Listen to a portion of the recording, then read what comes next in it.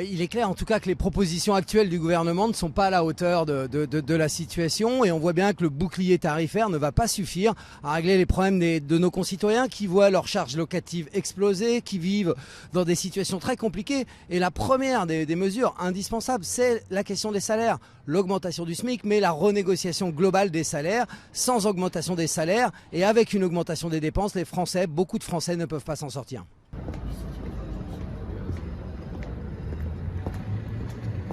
La situation en Ukraine, finalement, est symptomatique de l'absence de souveraineté énergétique dans notre pays. Ça fait des années que les écologistes et la gauche le disent. Il nous faut aller vers les énergies renouvelables, il nous faut aller vers une énergie que nous maîtrisons dans nos territoires. Et donc aujourd'hui, nous sommes dans une situation qui est causée par l'inaction de la France en matière de lutte contre le dérèglement climatique et pour la justice sociale. Alors ce bouclier ne va pas suffire, il ne permettra pas de régler l'ensemble des difficultés de nos concitoyens. Il faut agir plus fortement pour soutenir les collectivités, qu'elles puissent intervenir sur la question du logement qui est un sujet majeur. Il faut évidemment aller plus loin sur un bouclier qui soit plus juste, qui aide plus les Français les plus modestes et qui aide moins les Français les plus aisés.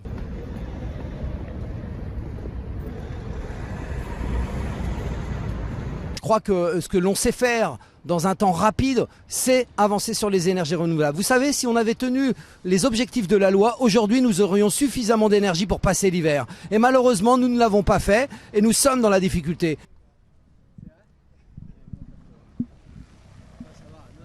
Nous devons réduire absolument notre dépendance au gaz russe et je crois que cette situation, même si elle est évidemment très malheureuse, conduit à réinterroger complètement notre situation énergétique. Donc je crois qu'il faut évidemment aller plus vite dans la maîtrise des énergies renouvelables, dans la sobriété. C'est la priorité du moment. Malheureusement, nous nous y attaquons trop tard. Le gouvernement a péché par inaction et donc nous faisons des propositions concrètes sur la sobriété énergétique, une sobriété juste, qui ne pénalise pas les plus précaires, une sobriété qui soit claire, pas simplement des mesures incitatives au bon vouloir de chacun dont on sait que l'efficacité sera faible.